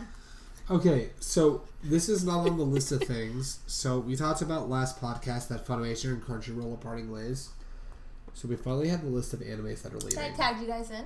You're very welcome, by the way. So there's a couple dub shows that I'm very bummed that are leaving Funimation. Bungo Stray Dogs. Oh, really? That's going to 91 days. But you have it, though. We have it, yeah. I'm so glad we have it. Here's another one. Non-Baka. Yeah, I saw that. That's leaving. I'm like, alright, guys, I'll be there at 2 p.m. tomorrow. Okay. Nobody's going to be here, but okay. I was like, fuck. When I saw, do you see a Joker game was on? Joker game's also on the list. Like, oh no, I have to buy that. Be prepared to fight. Yeah, you're right. We're all gonna be at here, work. But okay, Rob. But, we're all gonna be at work, Robert. But yeah, so when I saw the Joker game was there, I'm like, oh no, I gotta buy it now. Yeah. Wasn't Kato on there too? Kato was on there. Which I started that and I'm like halfway through it and it's just like Kato's on that list too. I'm like, no. Guess what, girl? You better catch up. Come on. Wow. The show Orange. 310. There you go. The show Orange is on there. Oh yeah, I saw Orange is being lost. Yep. That's on the queue at some point. Yeah. Do you see that? I think it's Psycho-Pass that's going? Yep. Psycho-Pass is going to Funimation. Mob Psycho 100. Mob Psycho 100's dub is going to Crunchyroll. Oh, okay. See, I never watched that, but now I can. 310? No, we'd still be at work, Robert. I'm an adult, Rob. I won't be there. Yeah. But yeah. Yeah, there's quite a few shows I saw, and I was like, oh. Maybe sad. But Psychopath subbed is going to Funimation. Well, I have the entire series in the movie. Well, the thing is that so you can watch Psychopath is staying on Funimation. I can be there at 3:30 at the latest. We would still be at work, Robit. Show up at 5:30. Why doesn't he come on a weekend? If he really wants to hang out, why doesn't he come on a weekend? He doesn't want to hang out. He just wants to come to fight. He doesn't like us, I know. He doesn't. Not he doesn't. He doesn't like us. But yeah, if you guys ever want to watch Psychopaths, I own it. Because it's like, I'm so excited. We still need to get the new movies, by the way, yes. I still need to get season 2 of Bungo. Because that's fun. That's been out for a little while. Yeah, I'm looking on the star. I was going to answer you guys' question, but you beat me to it and looking up, so I said, okay, they Buses don't run on the weekend out here. What? Oh, really? What? Wow. That's crazy. Does the train run on the weekend? Rob, if you ever want to come visit us, we can just come get you. Where's just tell us where you live. If you really want to hang out with us. Yeah, hell yeah. If you want to find us, fucking hit us up, dude. But yeah, so I have Psychopaths. You guys want to watch it? Hell yeah. What the fuck is a train? But yeah, so here's the thing though. My mom has Crunchyroll and I have her account. So if you guys ever want to watch something, if you guys ever want to watch that on Crunchyroll, I have the account. I can give it to you. Sounds good to me. I don't technically pay for it. She does. I was gonna say, I know you guys still need to watch the Bungo movie. Oh yeah, I'm assuming all so good. I've been lagging on it like hardcore. It's so Spoiler good. alert: Dazai dies at the end of the movie. No, he doesn't. Even I know for a fact that's bullshit. He does not die. He dies in the middle of the movie, though. No, he doesn't. Didn't he does. Didn't season 3 get greenlit or something? I think so, but they were working on the movie first, so now they're in the process of working on season 3. Well, because I'm sitting there like, he has to be in there for season 3. Yeah, I was like, that's bullshit. There's no way he dies in the movie. Even I know for a fact he doesn't die in the movie. My mama told me not to tell strangers where I live. You're an adult, right? You know what's funny is that when... I always found this ironic. They tell you not to talk to strangers, but as you get older, you talk to them on the internet. You have to talk to strangers, yeah. On the internet. It's like they tell you not to talk to strangers, but you got to talk to strangers to make friends. I always found that ironic. You got to do that to get jobs too, because like you're not gonna know the people. The funny thing is, I know exactly what it means. It's just in hindsight, if you think about it, it's just ironic. Also, you know what's really creepy is that Santa's a stalker. Santa Claus. Oh yeah. He watches when you're sleeping. He knows when you're awake. He knows when you've been bad or good. That's not creepy at all. Oh, fuck me hard, Santa Daddy. Ew. Ew. You're nasty. You know he's married with a wife, Greg. You're nasty. Doesn't mean Daddy can't fuck. You're nasty. I can't. Isn't that kind of the thing with the Easter Bunny too? Like good kids get eggs to find or whatever, or presents or something. And like the Easter. If you're bad, you don't get anything for Easter. More like the Easter fuck me. Am I Greg, right? no. Anywho. No. Anyway, speaking of sequels. Speaking of fucking rabbits, let's talk Red Dead Redemption. There are rabbits in there. There are. Anyway. Nope, never coming over now. Anyway, so let's talk Red Dead Redemption 2. Yes. Okay. This is the thing you wanted me to cook yesterday. Okay, I am staying 1,000 miles away. Well, I would walk 1,000 miles and I would walk 1,000. I thought it was 500. I don't know. I would walk 500 miles and I would walk 500. I tried, guys. Give me credit for that. I walk 1,000 miles. Anyway, so in Red Dead, in Red Dead, there's rabbits. So Red Dead Redemption 2. You play as a guy named Arthur. Let's talk about not the aardvark though. Let's talk. Hey, what a wonderful kind of day. Hey, we get to work. What if you played as Arthur? What if you played as Arthur the Aardvark? Hey. Did you kill any clansmen yet? No, not yet. Da da da da da. Da da. Wait, what about what? So in Red Dead Redemption 2, there are KKK members. And you can kill them. If you kill them, is Cartman there? Yeah, right. And Cartman from South Park said, no, if you kill the Klans members, you don't lose any honor. Because they're evil, of course. Because they're evil, absolutely. So Red Dead Redemption. Well, I mean, you know how some games are. It's like if you kill anybody aside from like a mission or whatever, it brings your like honor or morality down or something. Whereas Klansmen, you can kill them and it won't affect your honor. That's what like was Infamous Second Son. If you accidentally injure a civilian, down. Oh my gosh. Yeah. Well, because here's the thing. It's like it's a karmic meter. Like in Red Dead, you either can be good or evil in Infamous Second Son. Nice. So I mean, it's kind of like Undertale. Yeah, exactly. Speaking of Greg being an idiot, Red Dead 2. Oh, I understand. You've had a couple fuck-ups. There's a video that's going to be coming out this coming Friday. Tom Hardy's Reset. It's called Greg Fucks Up at Red Dead Redemption. And set the scene for one of these examples. So I'm only going to give this one example. Oh. I'm not going to, because I want it all to be a surprise. Well, I'm sure there's going to be more. So there was a woman trapped underneath a horse on the side of the road. Poor woman. Picked her up, etc. Get on my fucking horse. She jumps on the back of the horse. You're taking her to a town. I'm supposed to be taking her back to her town of Valentine. So it shows on the map that I got to make a hard left. And you do a hard left, all right. I made a hard left. So hard, in fact. I hit a fucking rock. We went flying, and she hit the top of the fucking building. So did I, but she went like your horse went flying too. Yeah, she went head fucking first, almost knocked out. So she gets up, and I tried to help her up, but I pushed the wrong button, and I jumped on top of her and was about to beat the fuck out of her. And then a crime was reported. And I paused it. I'm all, I gotta reload this. This did not go well. Did you ever find her again? No. She ran off. She knew what you did. No. Yeah, I feel like she knew what might happen. It was like I feel like the AI remembered the experience and went, I'm getting the fuck out of here. Again. My horse is okay. Let's go. Fun fact: my horse isn't dead. It's fine. I don't need help anymore. Bye. Yeah, there's another situation. Fuck it. I'll tell the other situation. This one is funny too. So, alright, if I take a bus from here to Mojave to Bakersfield and catch the Greyhound, I can get there. He's all the way up. He's all the way up there. There you go. Sounds good to me, dude. So, but basically, do we have a location now? So basically, the other one was there were these people that had this woman caged up in a thing. So they were taking her to jail, I believe. No, they were taking her to other things. Oh, okay. See, I didn't hear the setup. She was in jail. Oh. Yeah, it was bad. So I kill the dudes and I go to free the woman.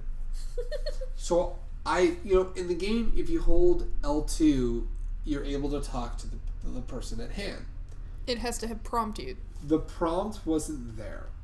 So you press that. I press that and I point my gun at her. She goes, "What? You freed me to kill me?" So because she's freaking out and running away, I decided I needed to kill her. So I killed her. The worst part about this is it was an African American woman.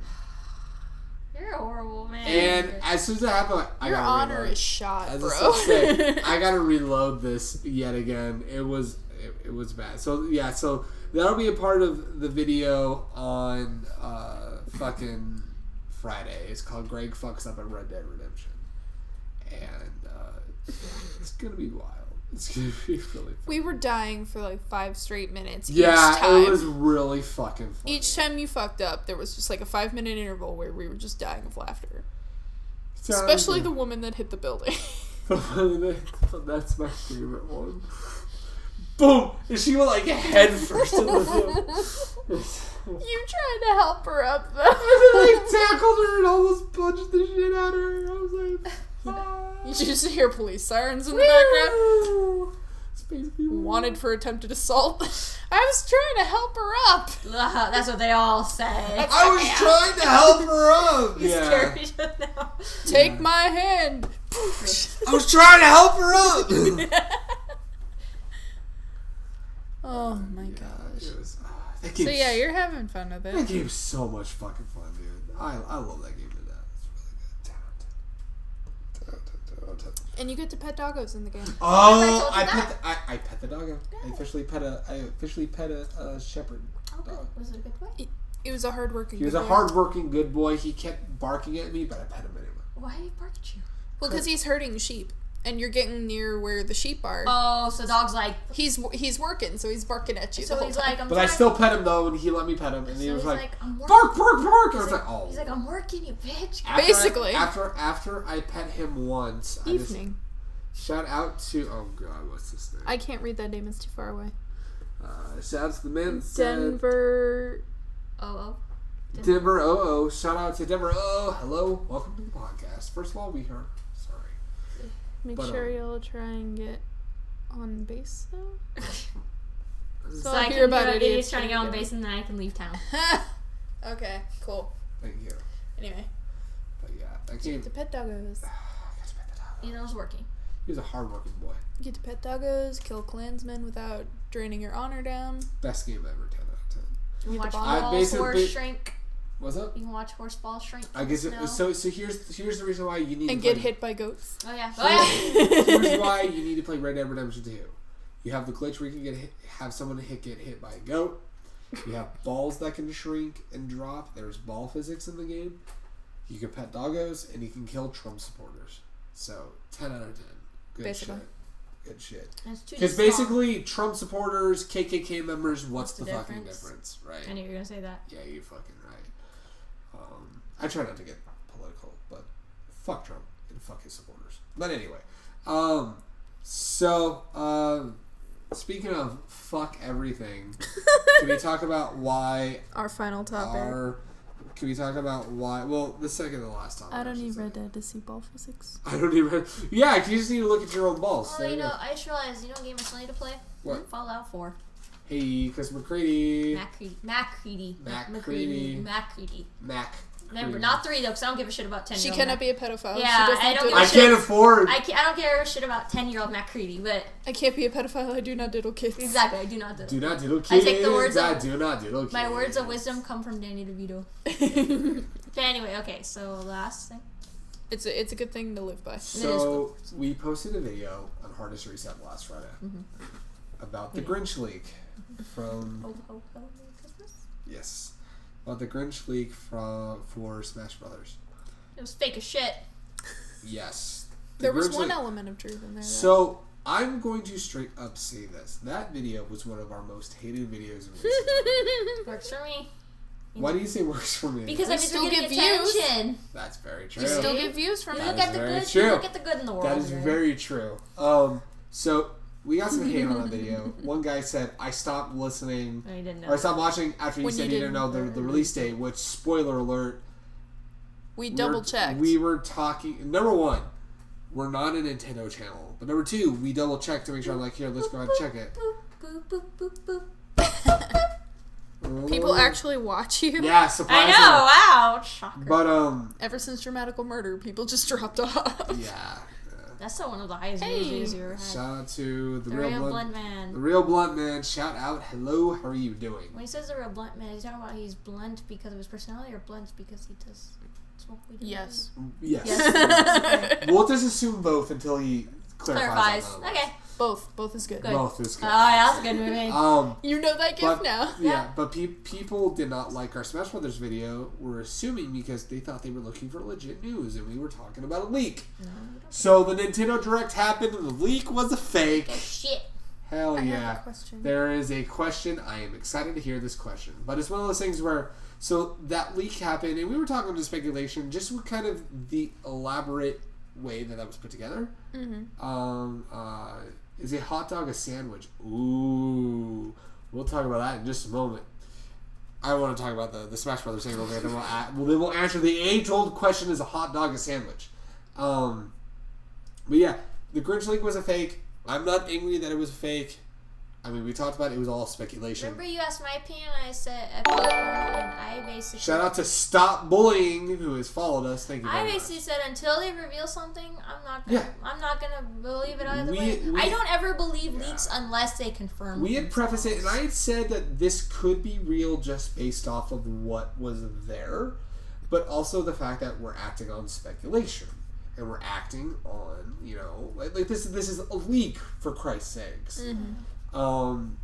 And there were already some holes in the theory that this was a legit leak anyway. There were some holes. People kept saying like there's Photoshop involved. I was more inclined to believe that it could be real just because I felt like the evidence for it being real was more solid than the evidence for it being fake. Mm-hmm. Because the issue was at the time before the direct happened was that there was no like solid evidence for it being fake. People saying it was real had some pretty solid evidence. Mm-hmm. But it's clear now that, the leak was fake, which is totally fine. But it's one of those things where, and I will readily admit that me thinking it was real, I was wrong. So it's one of those things. If a hot dog is a sandwich, does that make cereal a soup? Oh, man. We got some hard questions to answer. But anyway, we'll answer those in just a moment. I'm getting hungry. We'll get to those food questions in just a moment. But babe, the whole shout out to stop bullying. We will stop the bullying in just a moment. No, I'm just kidding. We're bullying Nintendo right now. Yeah, totally. But anyway, so what did you think about that Grinch leak being fake after you and I did that video? 0 out of 10 pre-order, no Geno. Ooh. Geno was from Super Mario RPG, and Geno was one of the rumored characters to be in Smash Bros. Which, like, if I was going to get excited over any character, it was going to be Geno, because I had played that game, like, a long time ago on the SNES, and I was just like, Geno! I want to see him in the game, and, like, apparently I wasn't alone, because a lot of people were like, it's a Mario game, just bring him in here. There have been requests for Super Geno. Mario RPG characters for a long time, and Sakurai's just been a troll. Well, he's always been a troll. He always has, yeah, absolutely. I was just like, if any character could have been in there and like would have gained any sort of real attention, it would have been Geno because it's already a Mario character. Yeah, but your opinion doesn't matter because we got Piranha Plant. Piranha Plant is the only main you need, and if people if Piranha Plant gets banned from tournament play, yes, he does run, right? Well, he's in the little tube thing. Tube, yeah. Pipe. Yeah, I said tube. I'll take my chance with the Climber Kids. The Ice Climbers? The Ice Climbers? Yeah, absolutely. I think he could be in the game, but may not appear as the doll he possessed in the game. Honestly, my opinion on Smash. As soon as they announced Chrom, I said I was going to buy it. Yes, because for absolutely. the longest time, I didn't give a shit about Smash. I was like, I'm boycotting it because you guys don't have Chrom. That's the thing. Square Enix has the right to the doll he possessed. No, okay, that's true. Yeah. But yeah, how salty I was whenever they announced every Smash. They felt like they put every single Fire Emblem character in there except Chrom, and then to add salt to the wound. Shout out to the Skinny Nerd. What's the number? I can't read it. It's 69. Yeah, Skinny Nerd 69. Shout out to Skinny Nerd. I was salty every time because there was a video they showed where it was Robin from Fire Emblem. Chrom was in that video, so I thought, he's gonna be in there. It turned out to be a damn ruse, and I was so pissed. Are you ready to get really pissed at Sakurai? What? Chrom was rumored to be playable in Smash 4. See, I was like... And then he's like, no, he's going to be an assist trophy instead. Yeah, that's what made me mad. Yeah. But then now he's playable. He's legit there, so as soon as they announced it, I was like, okay, I'm going to buy it. I don't care who else they add in this fucking game. Chrom's in there now, so I'm going to buy it. Yeah. I'm not going to buy it day one, but I will buy it. Just the reason why I was more inclined to feel that leak could have been real was, like I said, the evidence was that Chrom is bad too. Oh, Roman is about to make you angry. But like I said, there was at the time when we did the video, there was way more evidence to prove that it was fake. Which one of y'all gets the most bitches? Why are you pointing at me? Because you get all the bitches. Why do I get all the bitches? Because why not?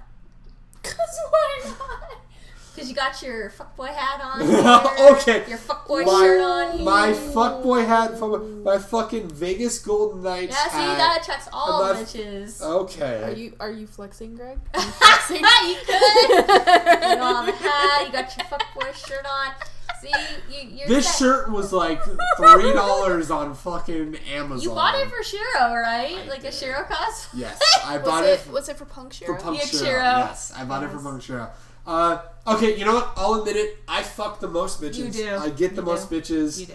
I get them bitches soaked. This is how you get... This is how you get a bitch wet. Yes, that was was the gravy on the mashed potatoes. That was May. She was talking about. She said that while she was pouring gravy on mashed potatoes. It was fucking wild. But yeah, it's like I felt like going back to Smash.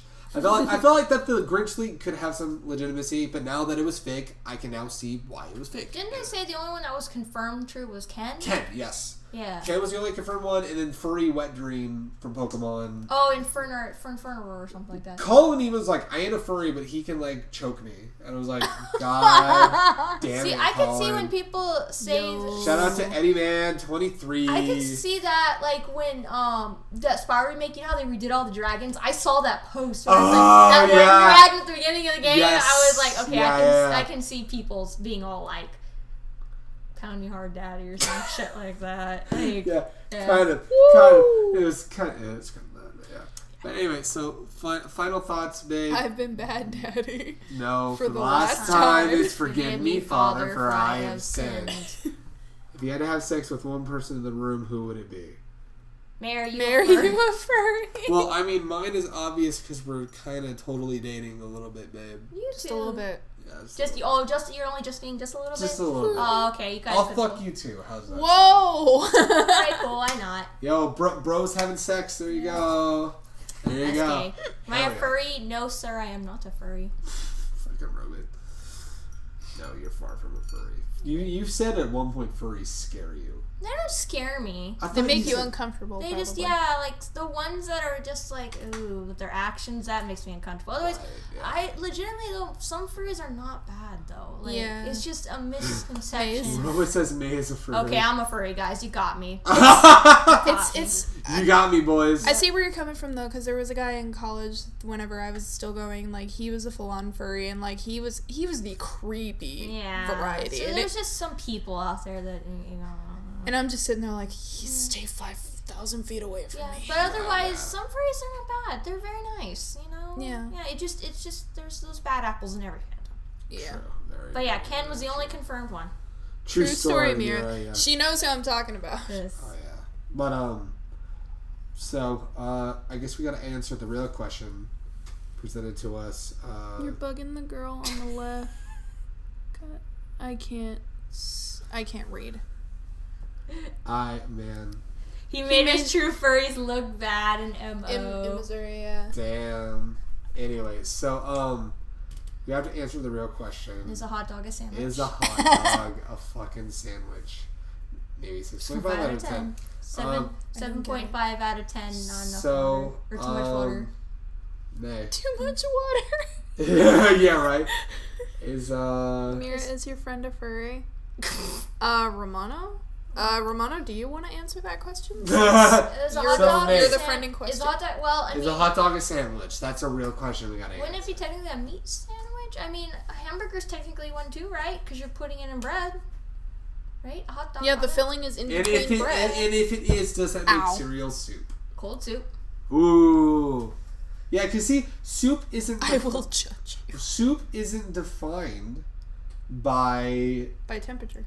By temperature, yeah. Yeah, it's so you it's can liquid have that has some stuff in it. I'm a fury. I am a fury. I am Mad Max Fury Road. That's what I am. That's what I think. Yes. So you think a hot dog is a sandwich and soup is... Okay, Greg, go ahead. Take All our right. No. Twitch $5, Greg. Twitch will ban us. I was about to. But yeah, I know. I wish I could take off my. I don't want to get banned on Twitch. Damn it! You would then how you gonna? Someone cover my nips if I were to take off my shirt. Okay, let me do like that Todoroki Greg, cosplayer. do it. I just took off my shirt. Woo! Damn. But yeah, for Todoroki, do like the Todoroki cosplayer. Put a little flame. Me $5. Put a little flame nip on, or flame emoji on your one nip, and then an ice. What is it? Get him so pasty. So there you go. So pasty. I'll cover my nips if someone takes off my shirt. No. Why do I gotta do it? I don't know. I'm just looking at who's gonna fucking do it. Great end of the podcast. So that's the podcast for the night. Don't just say that. Yeah, just revolve your shirt. No, yeah, legit. I would, but I don't want to get banned on Twitch. I don't want to get banned on Twitch either. Skinny Nerd says, girl on the left. Definitely got some pepperoni nips. Who's on the left this time? Is the camera inverted or? That's May. Yeah. May's got the pepperoni nips. May, how's it feel that you got some little bitties and some pepperoni nips? How's that feel? How much for a dance? $20. $20 on a fucking dance. Here we go. I'm not gay, but 20 is 20. I ain't gay, but $20 is $20. Hell yeah. These are trying times. Damn. They are trying times. Shit is just getting wild here on this fucking podcast. In the stream. But, anywho. No. Great dance. Romano, I love you, but fuck you. No. Man, these are getting heated up here. Oh, there you go. Great. What's the dude on the right's name? I'm not a dude. Sorry. Oh, damn. Yeah, last time I checked, she was not a dude. I mean, biologically, I'm not a dude, but okay, if you want to call me a dude, I'll go. Damn. It's whatever you prefer yourself to be. Damn. I'm honestly at a point where I don't really care anymore. You're a person. I'm either one. You are a human being. You are my significant other. You're a so. That was you were gay. so. That was That's so fucking gay. Holy that shit. Was gay. Straight relationship, gayest shit ever. Mm-hmm. Damn. But I can't tell what the emojis are. I don't know what's going on with the emojis. So Mira, you haven't answered the question. Is a hot dog a sandwich and is cereal soup? I mean, by technicality, I guess a hot dog could be a sandwich because it's filling between two pieces of bread. More or less two pieces of bread. They're just connected to each other. Right. Yeah. And then so I can see it as a sandwich. And then cereal is technically could be cold soup, right? Because it's liquid and food and liquid. I almost feel like the soup thing doesn't really count just because, like, do you put milk in soup? You could, yeah. Like, yeah. Yeah, cream of mushroom. Cream of mushroom, cream of chicken? Yeah, you put milk in God, cream of mushroom. Ew. I know. Cream of chicken, though. I can't stand mushrooms. Dude in the middle is on some mook shit. Are you on some mook shit, Greg? I don't know what that means. I don't know what that means either, but you're on some mook shit. I'm totally on some mook shit. What is mook shit? So, I'm too old for this. What is mook shit? Please educate us, old-ass motherfucker. Every time new Urban Dictionary words make their way into the lingo, I'm just sitting there like, I'm too old to look this shit up. Please just define I'm just proud that May's got some pepperoni nibs. What does that even mean? So that means cereal for lunch is socially acceptable because it is soup. I eat cereal for lunch cereal could be cereal for any time. Is cereal for any time of the day works regardless. Soups tend to involve meat or veggie in a stock. My potato soup has milk in it. Ooh, there you go. There you go. I mean, but the thing is that soup also has carbs, and cereal is carbs. That's true. Now we're getting all real here in the soup. So my idea I'm fucking hungry. What are we having dinner? I don't know. After podcast. So I think a hot dog is a sandwich. Mm-hmm. Yeah. And I think cereal is the only acceptable soup. The only soup? No, I love soup. There's a lot more acceptable soups. Yeah, but that is a very damn good soup. And you can have it any time of the day. Any time of the day. Yep. But, anywho. There's no judgment there. Mm-hmm. So, we're going to end up this podcast. I want dinner. Me too. Same. So, we're going to end this podcast. I'm going to take off my shirt. No, I'm kidding. So, what are we having for dinner? You're not having anything, Robert. You're not here. Damn, bro. You're on your own. Roll on down here. You're on your own. Italian wedding is damn good. Damn. Is it damn good, Greg? Italian wedding? Is it? Can you confirm? Is that a food? Or is that just like actual Italian wedding? It's an actual Italian wedding. Both are good. Yeah, basically. It's like, Denver asking the real questions here. Yeah, right? Fucking Denver is really fucking asking real questions. Anyway, so how do you say we're going to end? Oh, it is soup? It's soup. Oh, it's soup. Oh. So basically, I've never heard of it. It's basically a good cereal. Oh, okay. No, I'm kidding. That's not what I was like. I legitimately don't know what it is. Mm-hmm. I'll have to have a bowl of cereal. Alright, good choice. Thank you, Denver. Goodbye, Denver. Enjoy your cereal, your cold soup. Thank you very much for the good shit. Rob is dead now. Thank you for the good shit, Denver. Thank you for the real questions. I'm glad we got to answer Enjoy your soup. questions. Thank you very much.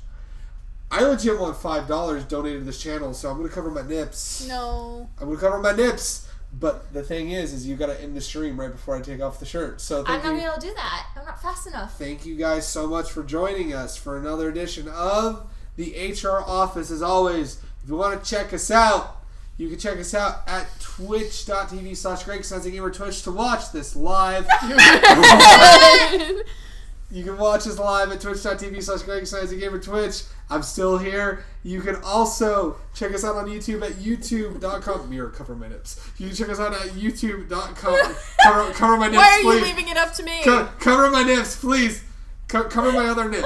Cover my other nip. No, this is too weird. Cover my other nip, please. Just do it. Just touch it. Touch his kitty, Miranda. Touch it. Just fucking end it. You can check us out. No, don't end the stream. Oh Just my God. check us out at twitch.tv/GregScienceGamer Twitch. You can check us out on YouTube at youtube.com/hardestreset, where you can check out all of the greatest shit ever. So until then, I'll catch you guys next week. My nipples are not showing. My nip.